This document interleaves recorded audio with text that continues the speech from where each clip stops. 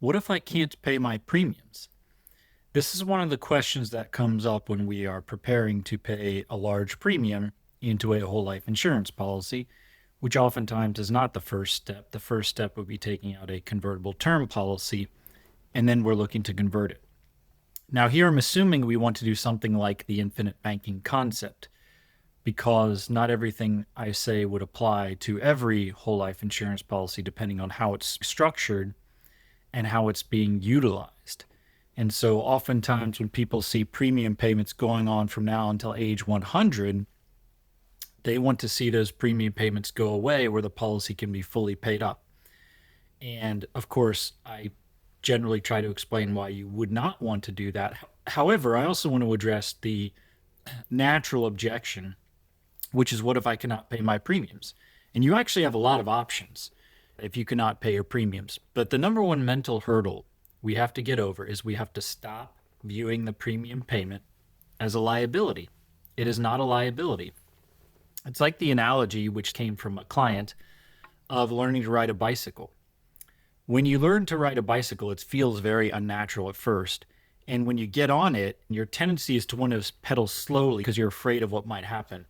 But ironically, if you pedal slowly, it's less stable, whereas the faster you pedal, the more stable that platform becomes. There's a similar thing with whole life insurance.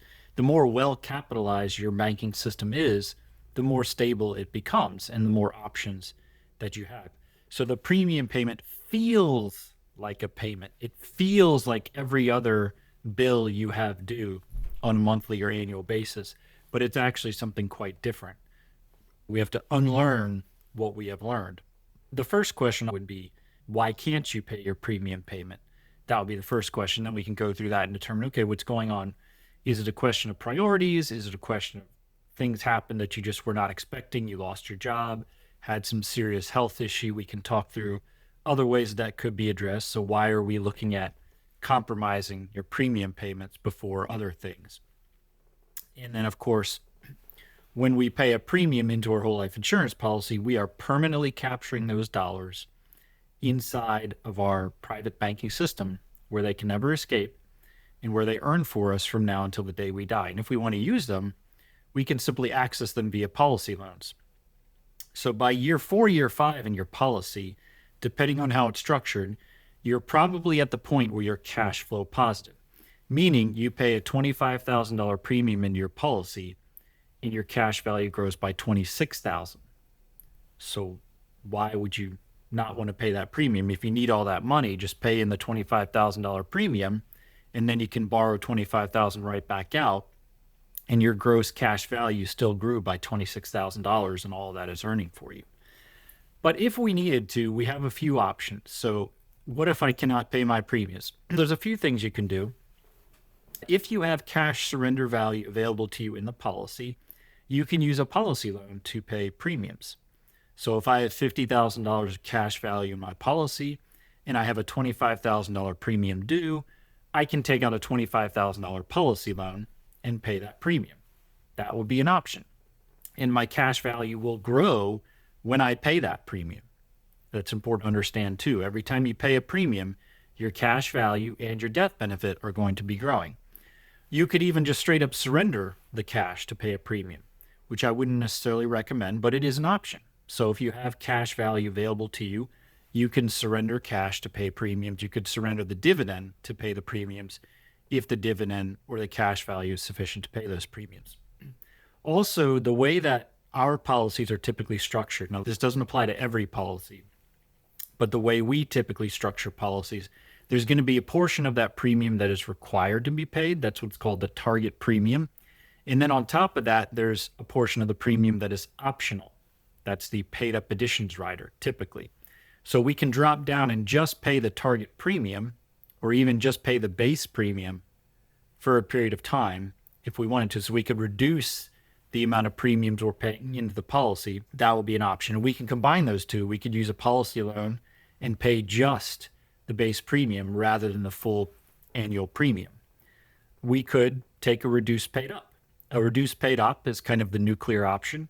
What we're doing now is we're telling the insurance company, I don't want to pay any more premiums into this policy. And they say, okay, and they reduce your death benefit one time, so that policy is now fully paid up. There will be no reduction in your cash value, and then your cash value and death benefits start growing again because you're still earning interest and dividends, but they'll grow at a slower rate because you're not feeding that locomotive with the fuel of premium payments anymore. So reduced paid up is the nuclear option. You could also even do what's called extended term, which means you take your whole life insurance policy and you convert it into a term policy. They take the amount of premiums that you paid into and convert that to a term life insurance policy with the same death benefit for whatever term that premium amount would have purchased. So it won't be a permanent policy anymore, but you'll be able to keep that death benefit in force for however many years you've paid for. That would be an option. Probably not what I would recommend, but that is one of what we call your non-forfeiture options. You have contractual rights. When you sign up for this contract, it's actually very powerful in your favor. These are some of the rights that you have. Before you think about surrendering a policy, you should be aware that you have so many options that it's hard for me to imagine a scenario where we would want to surrender a well-structured policy. We might surrender or 1035 exchange an improperly structured policy. And when we do a 1035 exchange, we're taking your current policy that you don't want and exchanging it for another whole life insurance policy or other permanent policy. You can also do a face amount reduction. So if you have a $3 million whole life insurance policy with, let's say, a $25,000 premium, maybe we can reduce that face amount to, say, $1 million. And now your premium drops to, say, $10,000. That's another option as well. We can reduce the face amount. These are just a few of the different options you have available to you if you don't want to pay your premium. And I would always back up and ask the question, why? So when we're going through case design, making sure the client understands why we should want to pay the highest possible premium for the longest possible time frame. If we truly want to become our own bankers. If we're using whole life insurance policies for a different use case, then it's a different conversation, different structure, different rules might apply. And the last option I would say to you is sell it to me. I will buy it from you. If you have a whole life insurance policy and you are considering surrendering it, you think the premiums are too high, you don't want the policy anymore, please come talk to me. I will be happy to buy it from you. I'll take a look at it. And if it's a well-structured policy, I will be happy to buy it from you. I am definitely a buyer.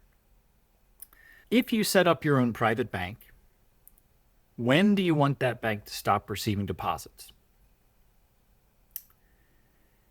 And when your bank receives deposits, do you want those deposits to be large amounts or small amounts? When we pay premiums into our whole life insurance policy, we are not locking our money up in a Wall Street jail. We have to unlearn what we have learned. We have to undo the programming we've been fed, because with most Wall Street vehicles, that is what you're doing. And you do have to be careful how much you're putting in there, because you either cannot touch it without penalties, or you don't want to touch it because you need to have a long-term investment horizon. And it's okay to do that, but that's a different exercise. That's a totally different mindset. What we're doing here is very different. The implicit problem we all have is we immediately try to fit infinite banking and whole life insurance into our pre-existing Wall Street programming where it doesn't fit. And so we don't see the real benefits of it, because it's impossible to see the full benefits of what we're doing in the whole life insurance policy itself. It's not the whole life insurance policy itself. That doesn't show you the banking process. That doesn't show you how you're feeding your cash flow into the policy, how you're taking out policy loans to finance all of these things that you're doing and recapturing all of those dollars that would have permanently left your personal economy, or adding more to investments. So now you're profiting not just from the investment, but also as the bank that financed that investment. It's harder for us to see it. Not that it's necessarily complicated, but that it's so counter to the programming we've been given, where we think everything in finance means I take some amount of money, I lock it up in some jail, and I get some promised rate of return. And that's it. Well, that's not what we're doing with whole life insurance, especially if we're trying to become our own bankers. Here we're doing something completely different. We are trying to reclaim control of the banking function for ourselves. which is why when you understand how the banking process works and how whole life insurance policies work, you should want to pay the highest possible premium for the longest possible time frame. But when you first start doing something, it's always challenging. We're probably all at different stages. And so these are perfectly valid questions about what if I cannot pay my premium? What happens then? And here are, I hope, some options that you may not have been aware of to help you to understand that if you're challenged in paying your premium, you're going to have options, good options, where you can keep that policy in force. And it's not really going to interrupt your plan of becoming your own banker. Whereas in other more rigid scenarios, like putting money in a retirement account or even putting money in a brokerage account, if you have some sort of negative event and all of a sudden you need capital from it, you really do interrupt your plan. But I hope this was helpful to understand that you have non-forfeiture options and other options. If you feel like you're going to have trouble paying those premiums, you have options for keeping the policy in force. I hope this was helpful. We'll talk soon. Bye-bye.